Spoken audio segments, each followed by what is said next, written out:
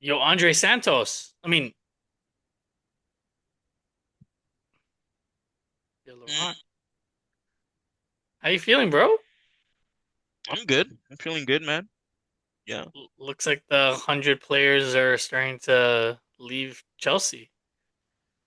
Yeah, man. Listen, it's part of the restructure, right? You gotta filter out the weak links and keep what you can work with. Whoa, hold on. I wanna go in on this a little bit for a second, CJ. Sorry. Um, didn't you say last season when we were recording that Andre Santos is actually really good and you like a midfield with him and Caicedo, and now you're saying the weak links? Yeah, listen, man. Um, I thought he did do a good job in filling in for that role. The pairing was solid. Um, However, I do feel like when you look at the options, right? For Chelsea. I do think Latvia is better than Santos in that position, but with Latvia, it is When he's not on the physio table. yeah, that's pretty much that. Um, so yeah, no, like who else? You see what I'm saying in that position, right? It's really just him, right? So yeah, you keep Caicedo, you keep Latvia. And apparently, Garnacho wants to go play for Unai. But I'm hearing Garnacho moves to Arsenal apparently. That you guys Hey, are interested in Garnacho. I don't know if you guys. nah, that's fabricated. Well, either way, man, that guy. Do I want to see him in a Chelsea kit next season? Nope. So he can take his ass to Roma, to, Buenos Dias. Like he can go wherever the fuck he wants. I mean, we're still gonna get you a Chelsea kid that says Garnacho on the back. Like that's still gonna happen. Yeah, yeah. I'll make sure to put that where my Drogba jersey is. You know? Are you sure you're not saying Chris Wood? Chris Wood jersey? Oh no, my Didier Drogba, Chris Wood? Captain Ivory Coast, right? Captain Ivory Coast. Captain New Zealand. No, I'm saying Captain Ivory Coast because it's to Marvel, Captain America Civil War. Some Oh Some shit. players, for those of you at home who don't know, some players are so good on the pitch, right? They impose such a presence that even outside the pitch, for political issues, they hold weight, right? So it's like a Muhammad Ali, like like those guys, right? So yeah, right. I think that it's levels. It's levels when it comes to that, right? So now you're more than football. All right. Well, welcome back as always, CJ, Laurent, and myself. The home of your Premier League champions. And we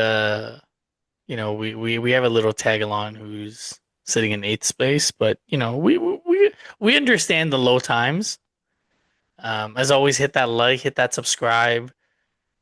We're here to just, you know, support those that are in need, aka Chelsea. I didn't know we were in need of any. You're in need of a lot of things, my friend. Mm, Center back, keeper, center defensive mid, center attacking mid, left wing, right wing. The only position that I would say that you guys are good in is center forward. mm. Outside of that, you might as well be as good as Wrexham. Cap, but okay. Oh shoot. No, but in all seriousness, welcome back. Um, we'll get to the World Cup, but there's been a lot of CJ, there's been a lot of movement in the transfer window, huh? Like something is broken and we know who started it. I know you and I touched on it towards the end of last podcast a little bit. Um, the 115 continues to break the transfer window, and the little boys in North London, Spurs, are just doing wild things, which may dampen what we're able to do with respect to incomings for the Arsenal. Um, so, what's your thoughts on the transfer window so far? I know the World Cup is still on, and I know a lot of players are going to wait until the World Cup is officially over to make any decisions. But before we get into like the nitty gritties of like Arsenal and what other clubs are doing, what's your initial takeaways from what's happened in the world in the transfer market so far? Man, well, I've got a curious eye on what's going on obviously at the moment, despite the fact that the World Cup is on, because we're a month and change away from the new season starting again, believe it or not. And again, I know the focus right now is on the World Cup for the most part. Everybody's eyes are on that, football fans and whatnot. But yeah, believe it or not, technically the club football, at least in the Premier League, starts again next month. And I'm looking forward to it, but also I'm still savoring in the moment of the reigning Premier League champions, or the current Premier League champions that we are. So you still got to enjoy that and savor that for the next little bit. A matter of fact, even when the season does start officially next month, I mean, we are still going to be champions all season long until somebody decides to snatch our chain, as they say. So yeah, I'm gonna enjoy it for a long while. But again, come the new season does come the stresses of supporting your football club, whether you're an Arsenal fan, Chelsea fan, etc. It's stress. It's blood, sweat, and tears. And the last season did take a lot out of me. I got to be honest, man. Like it Mm. was stressful. So I actually, whilst I say I'm excited for the new season, I can still definitely wait because again, I'm still basking in the glory of the Premier League crown. And then yeah, just watching the World Cup, enjoying that. Um, but yeah, there are some clubs. I think Chelsea even. Laurent. I thought Chelsea get back to some form of preseason today. Maybe not officially, but I saw some players getting back to the training ground and some photos. Xabi Alonso was at the ground for the first time today. So yeah, that's the kind of the signs that things are coming back around as far as club football is concerned. And then when you hear the transfer rumors, and I think probably a good episode title for this is the midfield madness, because there's a lot of midfield movement Yeah, so far. I think that's the theme of this window is the midfielders moving. And when you see the precedent that was set by Man City with the Anderson signing, it's going to be a long transfer window for a lot of clubs, including us, because how are other clubs like Arsenal expected to get deals done for decent players when you have Man City smashing the market for a good midfield player? But listen, the bottom line is, and I'll say this much: if Elliot Anderson is worth 116 mil, then I mean, how much is Declan Rice worth? You know what I mean? Like, it's crazy, bro. Like he's a good player, Anderson, but bro, like, come on. Tonali's Then the not worth market, 100 mil. yeah, the market nowadays is just ridiculous, man. But the problem is with Spurs too, they're gonna pay that much because they're desperate, right? They're a club who, after two relegation battles 2 years in a row, they need to appease the fans. They need to get back on track, right? So clubs are going to bump them, right? Like Newcastle is going to say, "Oh, we know you're desperate as a club to get back to some sort of level, so we're going to, overprice our players," and Spurs are going to have no choice but to pay it, right? So they look like they're snapping in the market, but they are overpaying for Fernandez and for Tonali as well. Good players, but you are overpaying. But Um, Fernandez, who's in the championship, 85 mil, they yeah. spent 185 mil for two players in the midfield, where we spent 156 mil and got Zubamendi and Rice. And we spent 210. We got Zubamendi, Rice, Havertz. Mm. And they spent 185 and got Fernandez and Tonali. But it's crazy because like I said, that's where the market is going. I mean, I think we are going to spend 100 mil on a player this summer. I think whether it's and we'll get into who we're linked with, but the Bruno G's of the world, the Morgan Rogerses of the world, I think that's where it's going. Unfortunately, I think we are going to spend that sort of money on one midfielder as well, or one attacking player at least. Such is the state of the market. And again, we can thank Man City for that. But there's a lot of clubs looking for midfielders. There's Man United looking at midfielders at the moment. They need to replace Casemiro. Chelsea is looking for midfielders. Um, Well, you they know, just United just got Ederson and Andre Santos from Yeah, Chelsea. So Chelsea, and, and for Chelsea, it really depends on what's going to happen with Enzo Fernandez, right? Like, of course, he's at the World Cup, and if Fernandez ends up in Madrid, that's going to be an extra gap, right? And who knows what's happening with Palmer, right? There was a lot of rumors coming out at the end of last season that he wanted to go back to Manchester. Now, is he going to go from Chelsea to United? I highly doubt it because he played at the blue side of Manchester. But yeah, the market is it doesn't make sense. Like the play, like Elliot Anderson is a great midfielder, but or like Mateus Fernandez, you're in the championship. Why? Why? I don't know. Typically, players that go in the championship, you typically get them at a discount because they don't want to play there. It's yeah. almost like Spurs went and paid the premium. Like it just doesn't make sense. But whatever. I agree with you. I think we're gonna spend north of 100 mil this transfer window. But and I think the difference for me is like for us, um, we're looking for that game changer. Whereas the like of Spurs, Chelsea, United, City, like they're just looking for pieces. We already have all the pieces. We're just looking for that game changer. And for us, that game changer is someone like a Bruno Guimaraes, someone like a Bradley Barcola, someone like Morgan Rogers that's going to come in and take that left wing position, right? We're not desperate for, I wouldn't say we're desperate for any position aside from left wing, to be honest with you.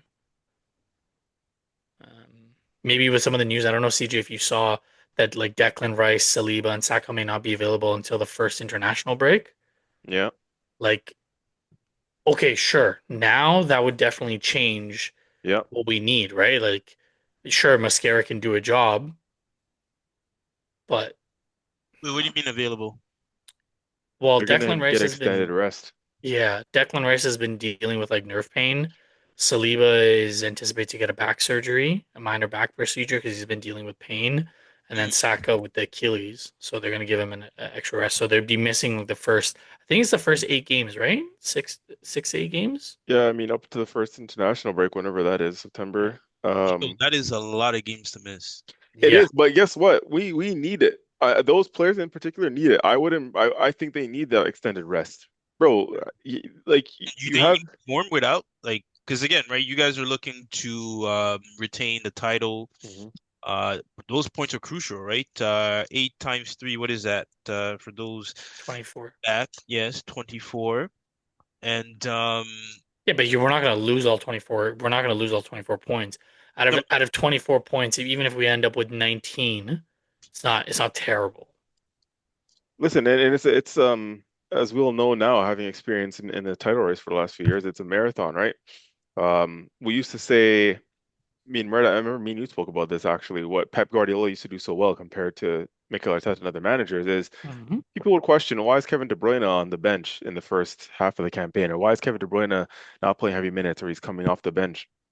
Um, but in the second half of the season, when it's crunch time, those players kick into gear, and then Pep Guardiola will play Kevin De Bruyne, and Kevin De Bruyne doesn't come off the pitch, for example. When it comes to crunch time, like these are the kind of things that we need to do. Is we need to realize that this season, if we want to do the things that we want to do this season, and so on, we got to go the distance, meaning we have to be able to, manage our players properly and not burn them out and not overplay them. We've done that, now for a couple of seasons with Declan Rice, with Saka, Saliba. And this was the summer of all summer. Those players needed a rest, right? They played 60 plus games. We went all the way into almost every competition, right? In the finals of the Carabao Cup, quarterfinals of the FA Cup, obviously all the way in the Premier League and then Champions League final. That's a lot of games, So those players needed a rest, a mental rest, physical rest. But no, those players had to go straight into the World Cup. And oh, guess what? Those same players are playing for nations that have the chance of winning the World Cup. So they're playing deep into the tournament.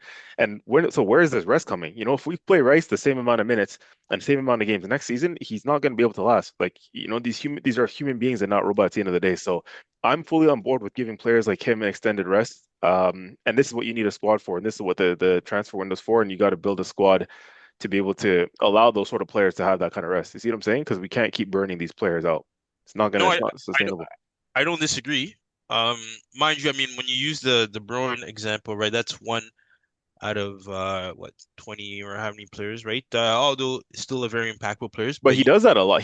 Pep uh, rotates a lot of his players throughout the campaign until the crunch end of the season. When it comes to business end of the season, then the 11 pretty much stays the same. But throughout the campaign, he rotates quite heavily.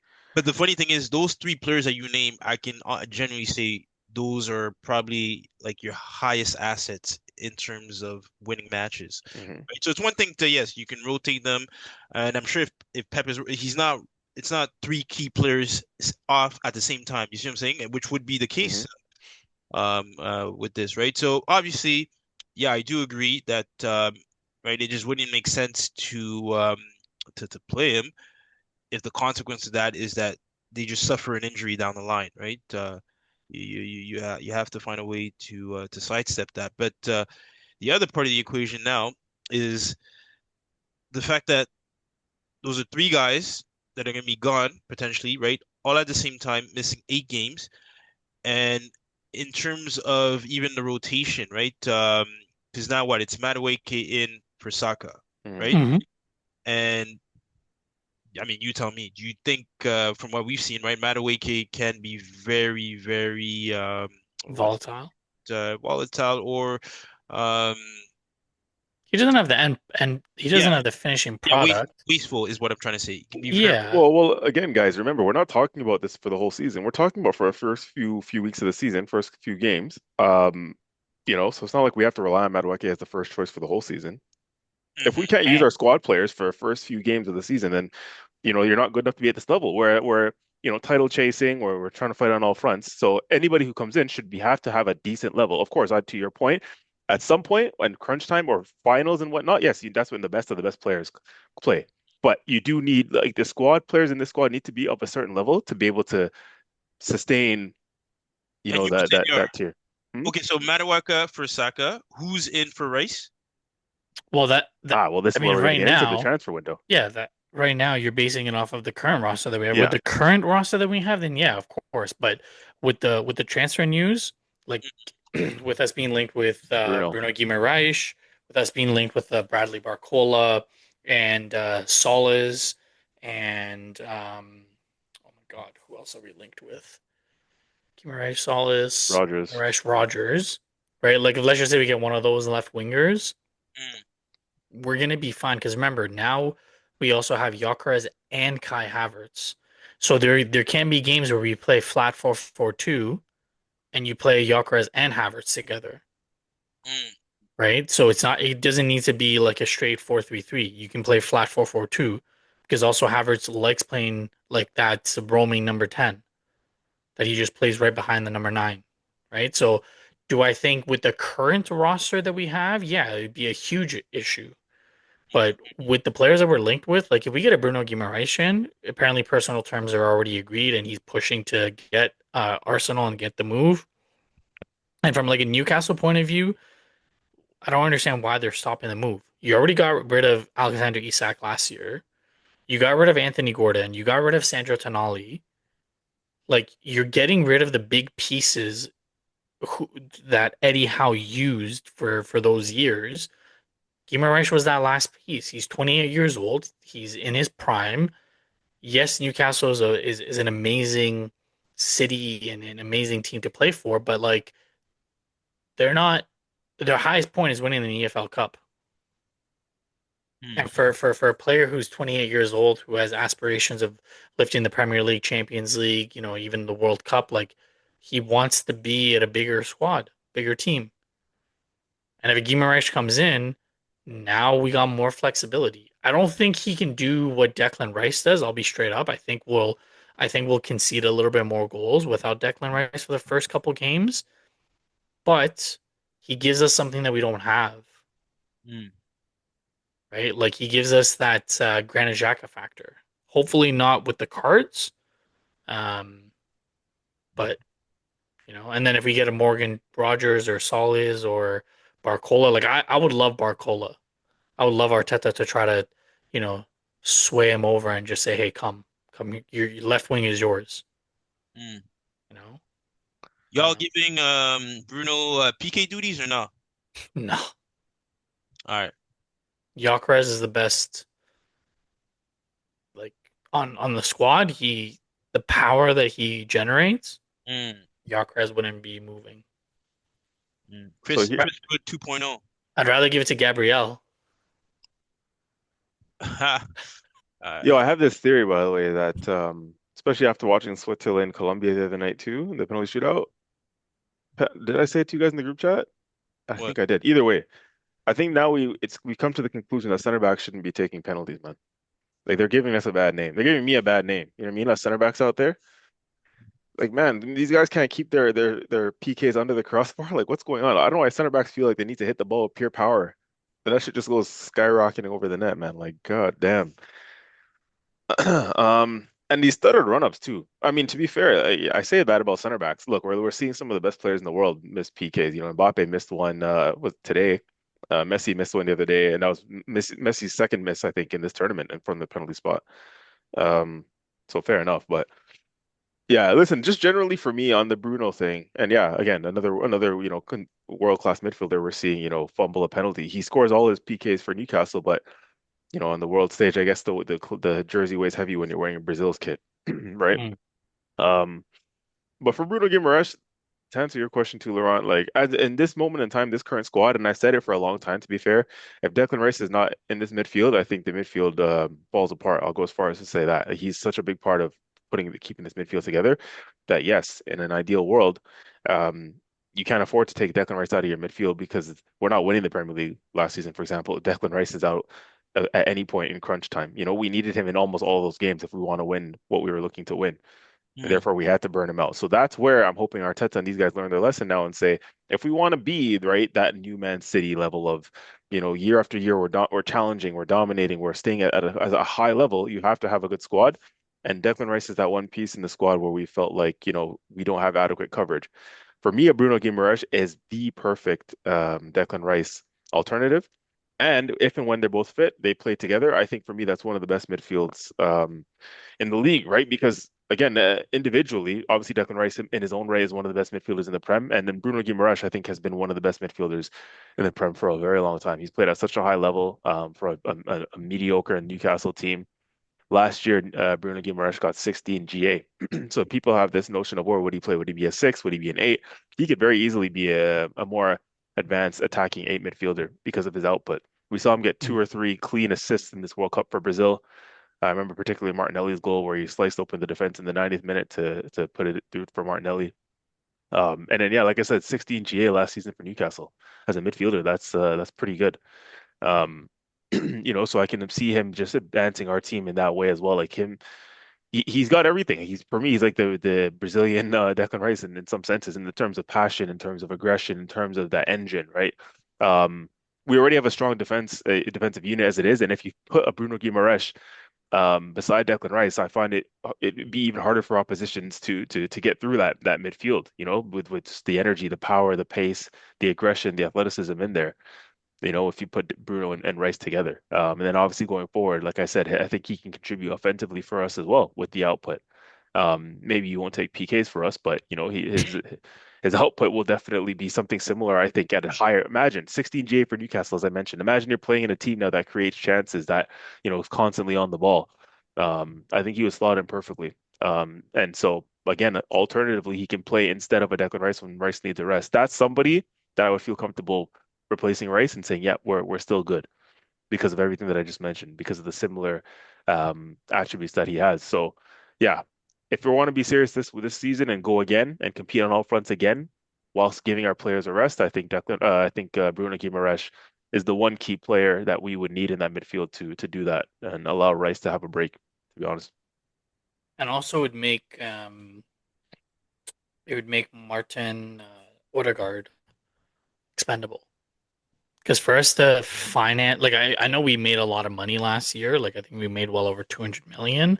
But with the way the FFP is and like money and stuff, there has to be a sale of some type, right? Whether it's a Gabriel Martinelli, whether it's like an Ethan Wanyeri, which would be all profits because they were academy boys, which I hope it's not a Wanyeri. I'd rather him get um, a really good loan, Like I would love for him to get loaned out to West Ham in the championship because he would Yeah, get that's a good loan.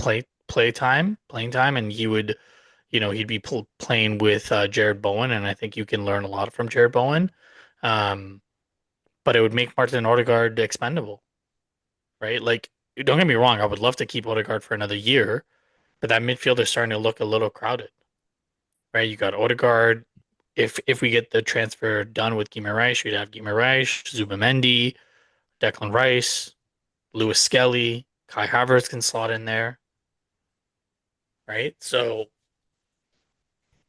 it's gonna be interesting, and I hope we get it done, and I hope we don't go crazy. I think the second bid that we did was 60 mil. Like I think we should do 75 plus add-ons, taking it up to 90, depending on if we win the Prem and Champions League, for example, because I think that's fair. That's a fair price for Guimaraes with the talent that he has. Um, but crazy that we're going full circle. Like I have a little bit of I have a little bit of a bitter taste in my mouth if he comes because of that 2 years ago when he punched Jorginho in the face and he was just like being reckless, Yeah. But he's a player that I would love to have on our team. He's a pest. I would hate to play against him, but I would love to have him on my team, He's one of right? those. And the big thing for him that I would want Arteta to hone in is the discipline because I do not want to be going back down to 10 men. Like that first North London derby against Sandro Tonali, like you're asking for a red card right there. Mm. So, um, It's gonna be those, interesting, man. yeah, Definitely gonna those be would be my interesting. concerns.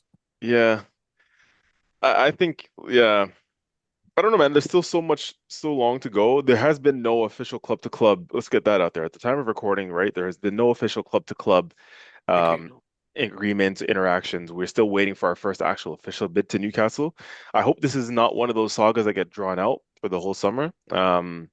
Because we're going to need, again, we talk about needing a Declan Rice replacement. What good is it if Declan Rice can't play to start the season and Bruno Guimaraes is still not through the door come the first game of the season? Like, what's the point then? You know what I mean? We need him through the door beforehand, get him into a bit of preseason, and then get embedded with the squad and the players, and then you're ready to go for the first game of the season. So listen, it's gonna be a long summer either way for a lot of our targets. I think we're looking at players who are still in the World Cup, obviously Morgan Rogers, etc. So I think things are going to accelerate even more once the World Cup concludes. Um, but listen, from a Chelsea standpoint, Laurent, like, what are you looking to do? What do you think? Murda's laughing. What do you genuinely know? Like, what do you think? What direction do you guys even go in, and where do you start? Because again, like all jokes aside and whatnot, it was obviously below par season for you guys last year. Where does the rebuild? Where does the surgery even start for you guys? And if you're Xabi Alonso, what do you think that you're looking to do first? Well, I think obviously in terms of even the two signings as of late, right? It's making sure you get the right personnel for the type of system you're looking to play season, right? You're talking about Giovanni Quenda from Sporting and Marco Palestra from Yeah, Atalanta. yeah, yeah, Yeah. yeah. So yeah, no, I think Your that's mic. yeah, I think that's Yeah. the first order of business, right? You want to make sure you get as close as to the right personnel as possible, and then from there, I think it's ingraining a certain culture, uh, right? In terms of style of play, intensity, all these things, right? That personally felt like we're missing at some point last season. But yeah, it's the personnel first. So yeah, we'll see who else comes in and who else goes. We So also did had you? a pretty. Oh, sorry, CJ. No, I was just gonna say, I dropped this in the group chat a few weeks ago now. With the talks on this has died down ever since. But you heard the links, obviously, with Granit Xhaka, right? Yeah, and apparently that's not happening anymore. Not happening. Yeah. At least as what it seems right now. Yeah. How did you feel about that link to that kind of player? And like, what did you think? Like, would that be a an ideal signing for you guys? What were your thoughts on it, on the link to that? Honestly, bro, if I'm being real, it it was nothing for me to be too excited about. I do understand what ja a player like him, right? Jaka can bring to a team. For me, my concern was probably just the age, I guess, right? Mm. In that Mm. position.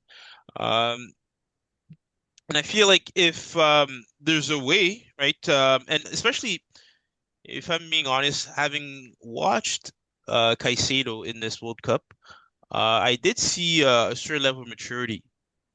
Funny enough, that just was not present during the season last year.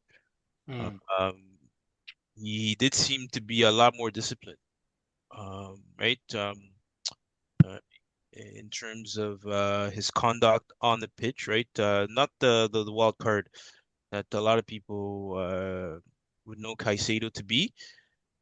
And those were in games where it actually demanded that kind of behavior, right? They did have games where they did struggle, right? And they were down, and even their last one, I think it was versus Mexico, right? That got them eliminated.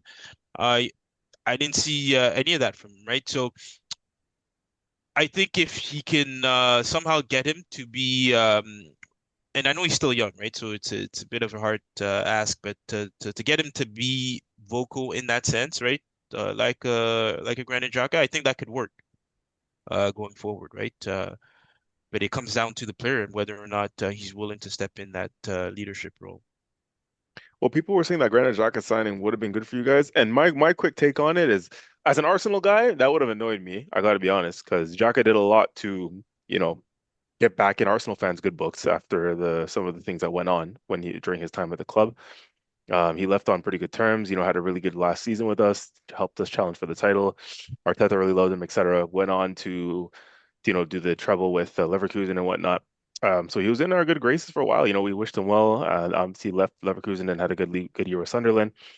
So as an Arsenal fan, it was gonna really leave a bitter taste in our mouths. See him go to Chelsea. Like, why would you do that after you just, acted at least like you love the club, you love Arsenal, you love the fans, built that relationship back up, and then you go to Chelsea, like that doesn't really sit right. But he wouldn't be the first person to go from, go across London like that, and wouldn't be the last, I'm sure, on both sides, right? We've seen both players swap from both sides. And I think that that move would have purely been down to the fact of Xabi Alonso, right? Like he would have wanted to go for Xabi Alonso, work under that manager again. That was the real link behind this rumor was Xabi Alonso obviously wanting a Xhaka. And whilst from an Arsenal lens, if I wear my red tinted glasses and say that I wouldn't like that move, I'm curious to know from your perspective how Chelsea fans would feel about it because again, I think Chelsea fans would look at it as yeah, ex-Arsenal guy didn't have the greatest Premier League campaign with Arsenal until the last couple seasons.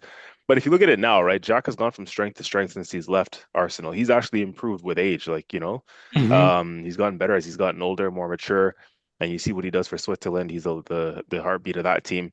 Hmm. And it actually, from a Chelsea perspective, it would have made perfect sense for you guys to sign him. And then again, for me, if I'm looking at it, not only from the fact that, oh, you're ex-Arsenal, why are you doing that? I think that would have been a really good signing for you guys. And I think it would have helped you guys a lot. It made a lot of sense in the sense that Xhaka comes in and sits beside a player like Caicedo, because you guys have a young and experienced team. So you put a Xhaka beside a Caicedo, somebody Mm, who's more mature, somebody who's experienced. You get Caicedo to calm down a little bit, right? When you play next to Granit Xhaka, more leader, more of a figurehead, right? Who will just calm Caicedo down, let him focus on his game. You don't have any captaincy duties. Focus on your game. I'll lead. I'll hold down the midfield. Play alongside Caicedo and just kind of steady the ship that way. mm, And not just Caicedo, the rest of a young team, right? Having been there, done that. Like I said, he'll come in, he'll talk to that team, he'll let them know what it takes and et cetera. And just instill a bit of a wise head in there, right? To just calm everybody down and yeah, just kind of get a young team back on track. Somebody that Xabi Alonso trusted, right? And yeah, that experience will count for a lot. He doesn't have to come in and be there for 3, 4 seasons. He just needs to be there for this season or net maybe 2 seasons, long enough so that he can again like just steer Chelsea in the right direction and get those yeah, youngsters to a certain level. And again, he's not a player that relies on pace. Right? he's a midfield player who's technical, etc. He doesn't need his pace, so he can keep playing for another couple of years at a decent level. Mhm. So I really think that would have been a good signing for you guys from a strictly obviously quality, but also a leadership standpoint for a young team. So I'm glad that won't happen at this point, for a couple of those reasons. But yeah, for any Chelsea fan out there, I'm just curious, if you can look past the whole Arsenal thing and realize that that could have been a good signing in the end. Yeah, Um, I agree. what I was gonna say is you guys have a couple big holes as well, like um, Yeah, Marco massive. Correa What leaving. do you do at left back? Yeah. Like that's he was arguably next to João Pedro. He was arguably your best player last season. Um, and then what's the state of Reece James and who's gonna be playing right back? Like, is it gonna be Malagusa the entire season? And then where do you play Reece James? And then what do you do the center of your defense? Right? It's crazy to think that you guys have a squad of 30, for example, and you don't have a concrete starting 11. Like I would think the only players that are a shoe into the starting 11 are João Pedro, Caicedo, Sanchez, I would say maybe, and that's about it. Those are the shoe-ins. Palmer has been hit or miss. Pedro Neto, okay, sure. The question marks are around some of the bigger players too, and like what happens with Enzo Fernandez, right? So Hmm. those are some of the unknowns. If Enzo Fernandez goes, then you have another gap to fill there. Um, we don't know what's happening with him at this moment in time, but maybe from a defensive standpoint, right? You're hoping that Colwill comes back and he can be a mainstay in your back line next season, proving his fitness. A Chimpong. Yeah, yeah. You look stressed, Laurent. No, It's no, gonna no, be no. it's gonna be another long season. Listen, man, with this World Cup, man, I'm conditioned. I've been hardened. Pause. I don't think that was, but if you say so. Um, yeah, but yeah, no. So I'm full on ready to embrace what is to come. Yeah, and I do think you guys bring up some solid points in terms of the players we have and their performance last season, and whether or not they'll even be here for the season to come. Um, I mean, in terms of Marco Correa, I think Hato should be solid enough to cover that position. It's big shoes to fill. Obviously, there is an experience issue there, but in terms of technical ability and all of that, and even on the defensive side, I do see Hato as a player that can mark tight as well. And for me, I think he's just a better weapon going forward than Hmm. Kukurea is. Really? 100%. And when you look at the way he moves with the ball, I've always said Kukurea, and it's very deceiving because you think Kukurea, right? He'll get an assist here and there, but his Wasn't he like the highest GA defender a couple seasons ago? If not that's last season, the season before. yeah, but that's what I'm saying. It's very deceiving because what I look at, right, especially is the ability to carry the ball forward. So if I give you the example, a Hakimi, right? Hmm. Hakimi in that position, and even a Nuno Mendes, which is opposite to him, their ability to carry that ball forward on whichever side of the pitch they are on, right? No matter how they receive the ball relative to how they're being defended, it is very smooth, right? Calafiori? Listen, I don't watch too much on that. I'll let you guys comment Yeah, I get your point though. Yeah. on your guy. But whereas with Cucurella, it is very robotic like at times. You can tell that sometimes he'd rather just pass because he's not comfortable. Um, and to me, it becomes an issue, especially in transition at times where you actually do need a player, right, to get past certain players or break lines in a certain way. And Kukurea just does not have that ability, right? So I think if Hato can compose himself on the defense, Going forward, it's going to be a treat, and especially with the system that our new manager is going to look to deploy. Yeah, I think good things will come of that. As for the others, that's still to come, right? To see who comes in and or who decides to stay. Can I ask you, all banter aside, what does a successful season look like for Chelsea next season? I was gonna ask that too, yeah. Or a return to Champions League football. So So you're that's a top. expecting top four, top five next year. Yeah, 100%. I'm expecting fast results. Wow. And like anything less than that is a failure in your eyes? Um, I maybe I am being harsh, but I would say yes. Yeah, I would say Wait, so let me let's take a few moments. I just want to pick your brain on that. mm, So, in no specific order, mm, Arsenal, Liverpool, City, and I mm, would even argue United and Villa are in a better position, in my opinion, banter aside, mm, to finish top four, top five. So I would At least the club. four. At least the four. I'm giving two clubs the top two. So you guys and City. I say City, I think given the quality of players and what's been established from a manager who has um you can say molded the manager that is coming in to fill that position, right? So there's a bit of a smooth transition in terms of philosophies there. Okay, so for those Fair. all those other clubs you mentioned, right? Pretty much new managers. I think Villa is probably the only one that's keeping right, Unai. Yep. Hmm. And even those guys, listen, I know it's Unai, they look unconvincing at times. When you really watch how they performed last season, right? Of course. Yeah, Of they're the kind of course. guys that you don't know if they can, right? The key word here is marathon, right? And I'm not convinced. So, right, I'm saying two spots. So there's two spots left. And I think with our Hmm. manager, I do think that he has a certain credibility, right? So right now, if I'm saying this is because I'm banking on his credibility, right? This is not a Liam Rose Senior where you're looking to, all right, okay, maybe we give him a 1-2, right? No, I think from the get-go, right?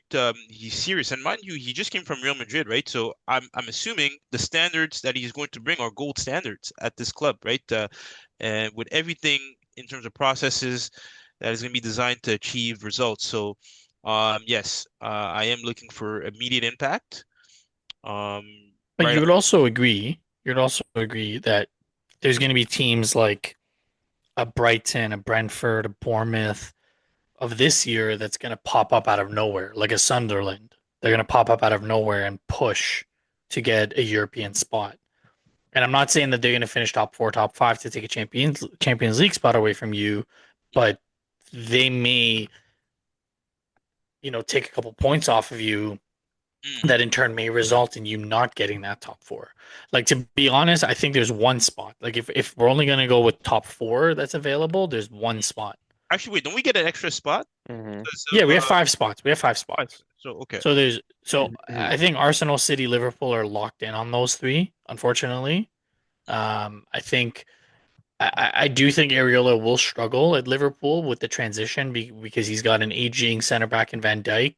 He doesn't have Konate anymore. He's got to figure out the right back situation. He's got to figure out the left back situation, the system, what's happening with McAllister. I think there's a lot of moving parts, Mhm. but I think they have the offense to be able to sustain at least top three, top four. United, we all saw what happened the last time that they played Champions League. They crumbled, right? They they they finished what 16th, 17th. And that's under Carrick, right? That's That no, that's the new guy, right? Carrick, the yeah, under Carrick. Yes, correct. mm, And then you got Spurs spending money out of nowhere. mm. And De Zerbi does have a good track record. Now, if I was putting my money against do I think it's going to be Spurs or Chelsea? I would say Chelsea because the players in Chelsea have been together longer, but like the core have been together longer. Mm, Whereas with De Zerbi, like everyone's new, mm, right? So I don't disagree with you, but I think and I don't disagree with what you said about Aston Villa, but there's like Unai Emery always has a way to get his teams, like tuned up right. Like if we get a Morgan Rogers, for example, from them, I would not be surprised if Jared Bowen ends up in Aston Villa, mm.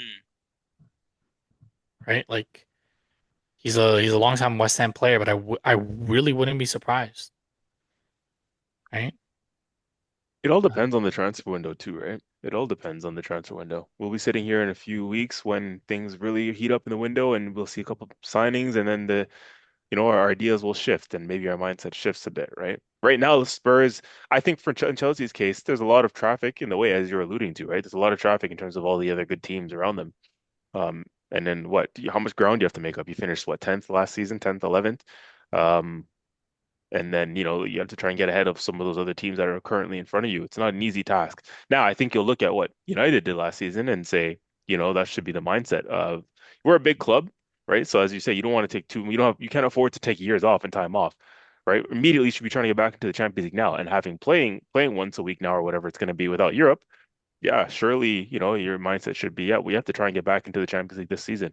Maybe if you guys were in Europe in some capacity this season, then that would change things. But as a big club, you got to say, yeah, listen, we're not playing in any Europe this season. We're a big club. We fell off last season. At least got to try and get back into the top four, top five. So that should be the remit. But yeah, whether or not you guys can actually do is another thing. It's going to depend on a lot of factors, the window, yeah. how other teams maneuver. Yeah, no, I think I mean for us, obviously the personnel is the big issue. I will say Mhm. contingent on the fact that we do receive the players we need. I back Xavi 100% to get it done because for Yeah. one, I think we're gonna be more solid defensively, 100%. So You we're guys gonna gonna be play less. back five? I mean, yeah, I think that is usually the system he does opt for. I know in Real he did. I think he did have a back five once, like Mhm. one games if I remember. Um, but and I wouldn't be surprised if he does a hybrid um of the two. But yeah, so off the bat, I do see us being a lot more stern on the defensive side. Um, and now I'm hoping we do get some serious attacking talent, right? That because again, right, the Garnachos, the Delapes, that doesn't cut it. And if we do get that, then yeah, I can see us um, performing decently well, right? And again, you have enough time to get those players to right in training because right now you don't have European competition to adjust to the system to the style of play. Um, and That's also your downfall, right? If you want to get serious attacking talent. If you don't have European football, why would someone want to, for example, go to a Chelsea when you can go to a Villa, right? You can come to an Arsenal, you can go to a United, you can go to a City, mm, Liverpool. And I'm not saying that a Bournemouth, Brentford, Brighton, even a Sunderland are to the size of Chelsea, but the type of players that you're going for example, they would want to go to teams that are already in the Champions League. And then if you come a tier down, the younger kids, if they have if they have someone like a Sunderland or Brighton or a Bournemouth coming who are already playing European football, they may choose to go that route instead of coming to Chelsea. Now, mind you, do I think that that's a mistake? 100%, because I think Chelsea will be back in Europe next year in some capacity, whether it's Europa, Champions League, or Conference League. Um, but I think that's also going to dampen your ability to sign some players, key players at least.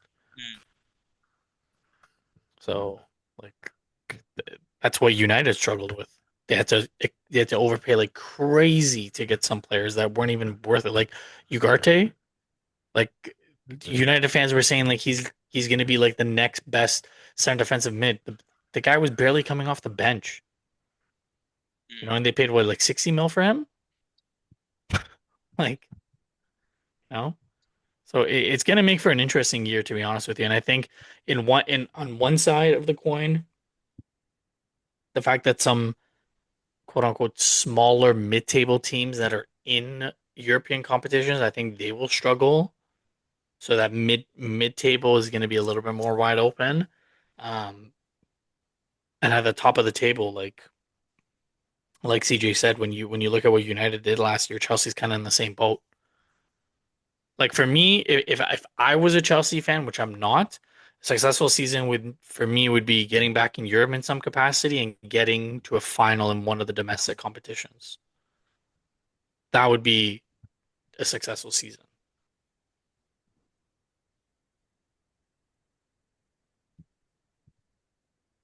Yeah, no, I mean, um, so I guess when you're saying Europe, you're saying Conference League, um, Europa. Personally, Conference League, right? Yeah, I'm not trying to. Yeah, but Conference League, and then let's just say you get to a final of an FA Cup or Carabao Cup, and you win one, you get bumped up. Um, Even with the Conference League, oh wait, what? You're saying you win Conference League and then you get bumped up to Europa? No, no, no, you win an FA Cup or a Carabao Cup, you get bumped up depending on where you finish in the table. Like if you finish in a Conference League spot, but you win one, you get bumped up into Europa. Mm, That's why everyone dropped down, right? Like it got extended. mm, mm. I mean, it's interesting because if you were to ask me what the owners and the boards would have as that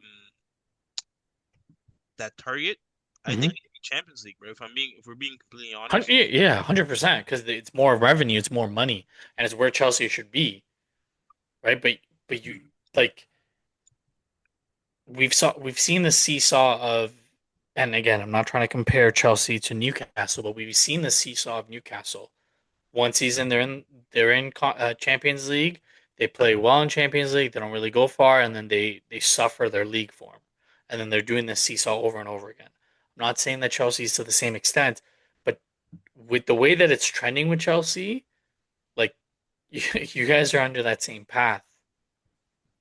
And that would be like if I were a Chelsea fan, that would be my like if Arsenal was in the scenario of you guys, I would want us to have a stepping stone. I wouldn't want to go straight from, not having something for a year straight to Champions League, right? Like I'd still want a stepping stone. Something that you spoke about when you guys won the conference league. Remember before the season, you're like, we're not even ready for Champions League. I'm glad that we're in conference league because that can be a stepping stone for you to take the next step. Mm. Okay, no, I see what you're saying. Um, I will say that even I think when we look at the past seasons and when you're describing it as being a seesaw-like effect, right? In comparison to I think Newcastle, Hmm. you're comparing it to. Uh, I do feel okay on our, and I'm speaking solely from from the Chelsea perspective here. Um, Mind you, I think a lot of the signings that were made, Hmm. not good signings. You see what I'm saying? Like every so Like Garnacho, the lap, those yeah, type of yeah, signings you're saying? yeah. So yeah, it just Okay. was not good signing. And for me going forward, I do not think we make those mistakes again. Hmm. Is Or at least not to that degree, right? Because no club gets it right 100% of the time. And then the other factor at play, uh, and I think it becomes apparent now when you look at it in hindsight, was Maresca departure from the club Hmm. last season, right? At the time, funny enough, and I'm not sure if you guys have looked into it, but we all thought he got sacked. Turns out, Mm, it seems the guy walked, hmm given the Hmm. fact that he knew that he was going to fill in for Pep at City, right? So these are things that right you cannot predict, um, right? And who knows if he stayed, right? We could very much have been in Champions League football next season, right? Hmm. it's right at this point. It's all hypothetical, but so I do think that right, so long as those decisions aren't made, right, in terms of the player signings, right, we make solid signing going forward, and in terms of the stability of your manager, right, ensuring that there's at least some form of that. And again, with the manager and his experience, I do think we are in good hands. Where yes, a step up too soon could prove to be Amy, right? A bit of a roller coaster. Um, but at the same time, I do think there is a certain depth to the squad and also the manager experience to be able to manage that. Hmm. Yeah, Yeah,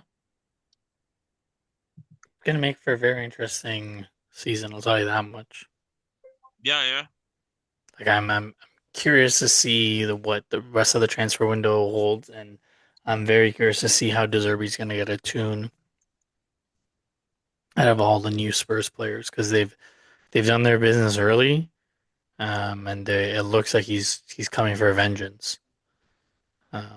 Spurs will always be Spursy, so that we can put our money on that they'll be Spursy in some capacity. But how Spursy they're gonna be, what they're gonna be able to do, like that I'm curious about.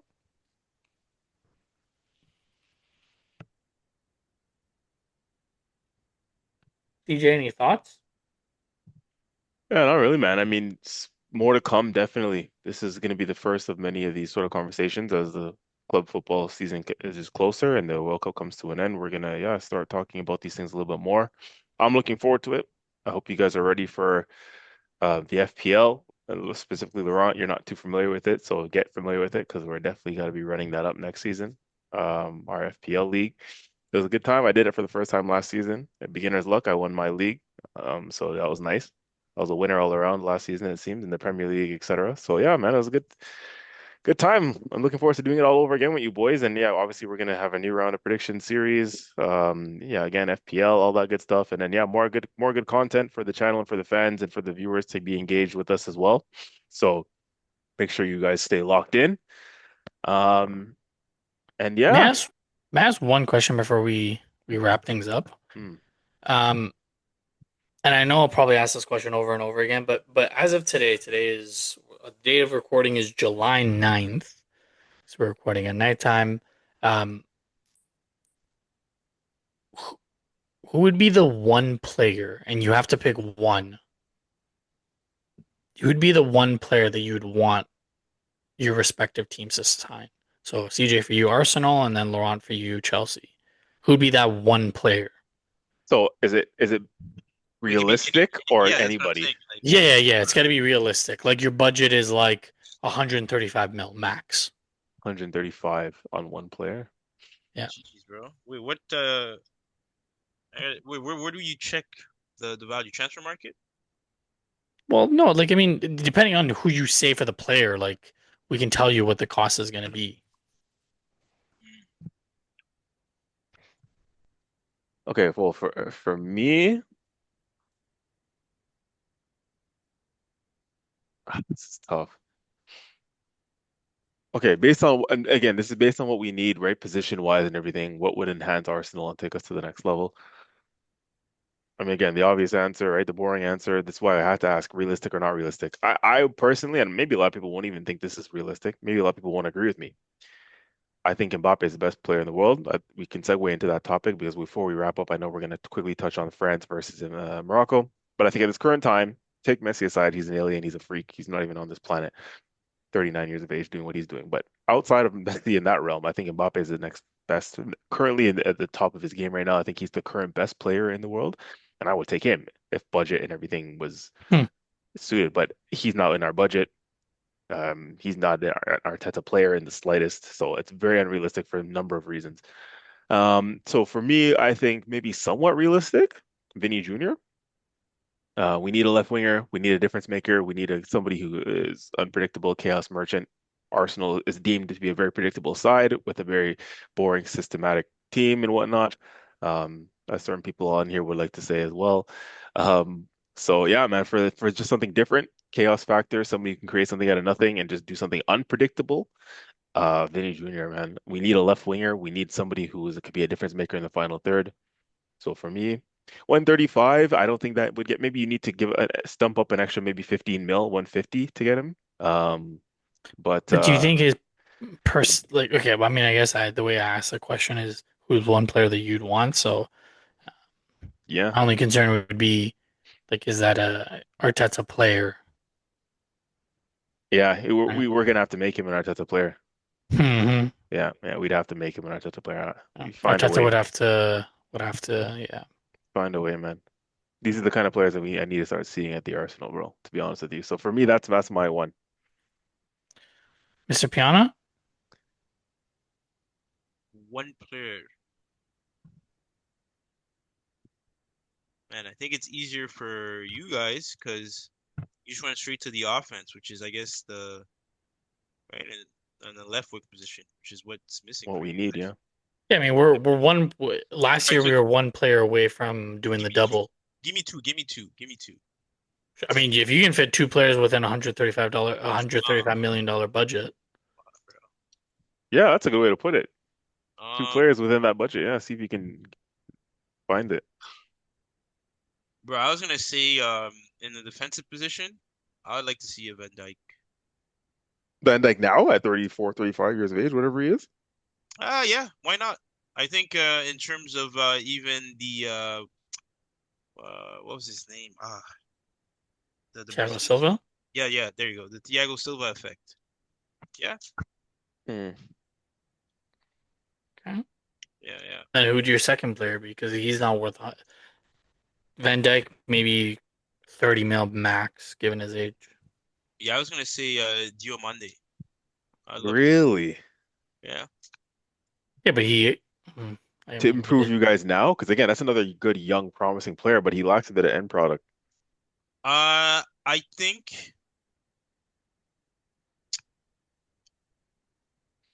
think that you can work on that. You can coach that in. hmm, Um, because his end product is more so, and I mean everything is decision making, but it's not a. I don't think it's a technical issue per se. Hmm. Um, at least in terms of service, I know when I see the shots, I think there is a bit of a technical thing that you gotta right work with there. Um, but yeah, bro, that guy's just exciting, electric. You know, yeah, and I think he'd cause heavy problems on that wing, Mhm. and especially if you have an Esteva going on the other side. Oh boy, yeah, Champions League, bro. Come on, bro. We snatching your chain, bro. That's how we try to do. But yeah, no, those would be the two for me. Yeah, hmm, yeah, yeah. fair. What about you? Barcola. Mm, Really?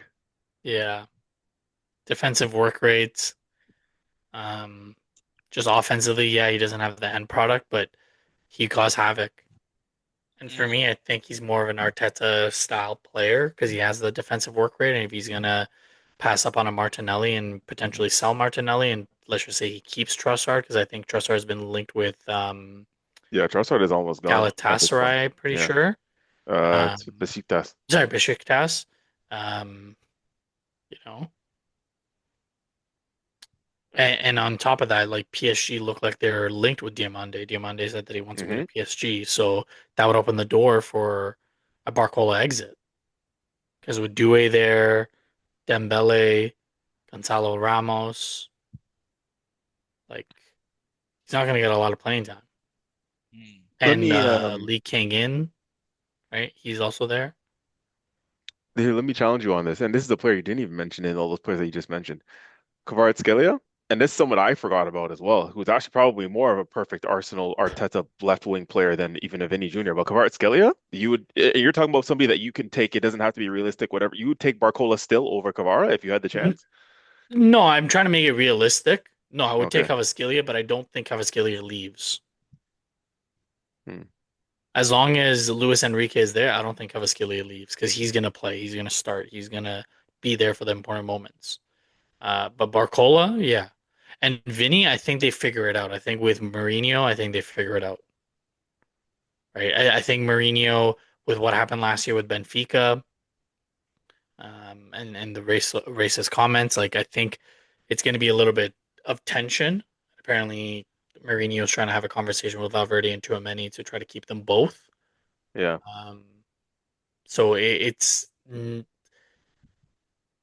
yeah, I don't see as much as I would love Vinny to come, and I do agree with you. We need that type of player. I don't think Vinny would be. I think it'd be more realistic for us to see an Mbappe in an Arsenal kit than Wow. a Vinny Wow. because of the French connection with Thierry Henry, to be honest with you. Wow. Yeah.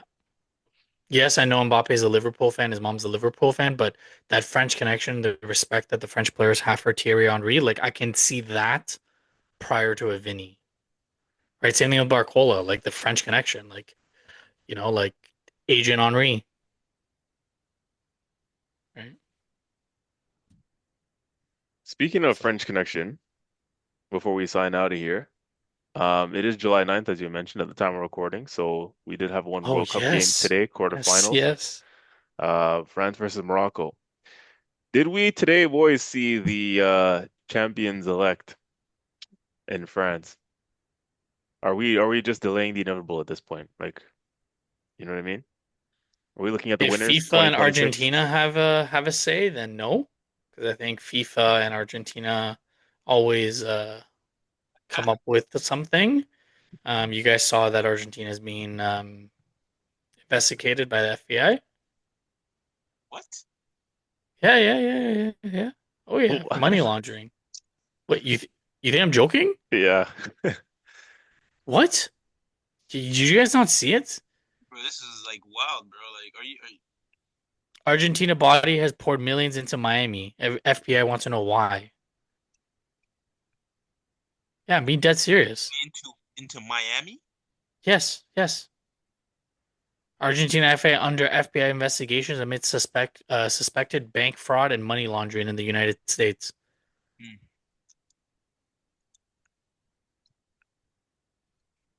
For Argentina is and Messi are to FIFA the same way Man City is to the Premier League in that 1-1-5 man. It's like, you really want to pretend like something's gonna happen, but we know nothing's gonna happen. Like those are the darlings, right, of world football. Messi, so long as he's around, they'll get off scot-free with whatever and carry on with their ways. So to If answer your they are question, guilty of anything. yeah. To answer your question, as long like I think it should be yes, but as long as Messi and FIFA are in bed together, who knows? But honestly, man, I think after having watched this game, and I'm trying to think back to the group stage, if there was a team that gave even France a bit of trouble, Senegal, not really. No, not really. Right? I mean, Paraguay, the scoreline is tight, but again, it's pretty much a routine. Am I missing anyone? That Norway That wasn't that great, right? that was like a dead rubber game though, that Yeah, last game in Norway. Yeah. yeah, yeah. That was a 4-1. And then who else? Who else? Senegal, Norway. Who was the other team in their group? Yeah. I mean, even I don't even think it was any issue for them from the group No. stage to the knockouts, right? So everything thus far for them has been pretty comfortable. I do not think even having seen Argentina play, I don't even think Messi will have an answer for France. Hmm. Not this time around. I agree. Yeah. At least if it's 11v11. Yeah. Well, it's not an 11v11 because you got the referees on their side, VAR on their side. Like if it comes to a decision that a referee has to make, I think Argentina went out, Mm, um, as we saw against Egypt, mm, um, and we saw early in the competition with Messi. mm. Um, but yeah, I mean France, they're the Galacticos. Did that ref get fired as well? I heard that today too. The ref from the Egypt Yeah, game. yeah, I don't think he's gonna referee any more of the FIFA tournament. But I mean, it's like you Wait, you got fired? I heard something like that. just got let go for the rest of the tournament. So Listen, this yeah, France team for me, bro, is like it's Brazil 2002, right? With when the Ronaldinho, Rivaldo R9, like that's what this France team is. Certainly that attack. It's like it's just not fair, bro. Like, bro, Laurent, we should start campaigning for these African players to stick to their OG motherlands, African nations. Because a lot of, listen, we're not to get too political right now, right? Now, let me not say too much, but some of these actual French, right? The French fans, the French natives, they don't even appreciate really like what, you know what I mean? Like they're seeing France win games, it's like, oh yeah, France, France. We all know who's really doing the business on the pitch for this French side. You know what I mean? Let me not say too much. Anyways, these Mhm. you ever think about I that? mean, Like when these French guys like Elise and Dembele and Mbappe, who's originally of Cameroon descent, like when they come up against these African nations, right? They play Senegal in the World Cup. It's like, what are those guys thinking on the other side? Like, the Senegalese, like when they're playing them and like what are they really thinking when they look at Dembele and like, you sellouts, bro. You know what I mean? Listen, let me not say too much, but yeah, man. Anyways. on that bombshell, let's get the episode out. We'll continue to bring more non-political football views, maybe with a little bit of sprinkle of FBI knocking on politics. my door, bro. You know what I What? mean? They can't have the FBI knocking on my door. Listen, I'm telling you, I wasn't lying with that shit. Like it's actually happening. So, um, now the home of your Premier League champions will never have FBI knocking on our door because we don't cheat. We don't cheat our way to win the Premier League. We don't cheat our way to sign players. We're not like the 115 and we're definitely not like the 75. But the one thing that we are is we are Premier League champions. It's going to be like this for the rest of 2026 and for majority of 2027 and I would, go out on a limb and say we will be champions again and we are the 2026-27 champions elect. Really? Book it. You don't say. Book it. Mm. All right. Well, listen, man. We'll see if Saka, Rice, and Saliba have anything to show for it. It's all good, man. It's all good. There's only one manager in the league currently that's won the Premier League. Oh, I'm spitting facts. That manager's gonna repeat. So heard it here first. July 9th, 2026. The Arsenal will be repeat champions.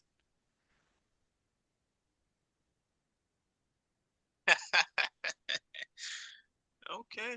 All right. Well.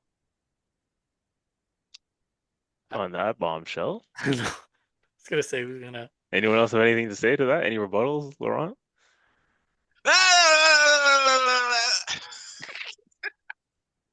All right. I'm ending it on that. Adios.